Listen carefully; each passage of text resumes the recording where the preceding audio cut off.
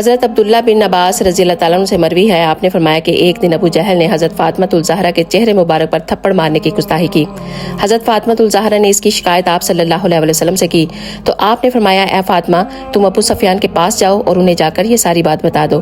حضرت فاطمہ نے اسی وقت ابو سفیان کے پاس چلی گئیں اور ان کو سارا واقعہ بتا دیا۔ ابو سفیان نے آپ کو ساتھ لیا اور ابو جہل کے پاس چلے گئے۔ ابو سفیان نے وہاں جا کر آپ سے کہا جس طرح اس نے تمہیں تھپڑ مارا ہے تم بھی اس کے منہ پر تھپڑ دے مارو۔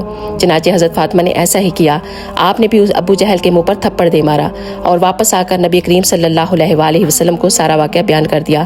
آپ صلی اللہ علیہ وآلہ وسلم نے اپنے ہاتھ اٹھائے اور دعا مانگی، اے اللہ ابو سفیان کو نہ بلانا۔ حضرت عبداللہ بن مسعود رضی اللہ تعالیٰ عنہ فرماتے ہیں مجھے یقین ہے کہ ابو سفیان کا قبول اسلام نبی کریم صلی اللہ علیہ وآلہ وسلم کی اسی دعا کا نتیجہ ہے۔ سبحان اللہ۔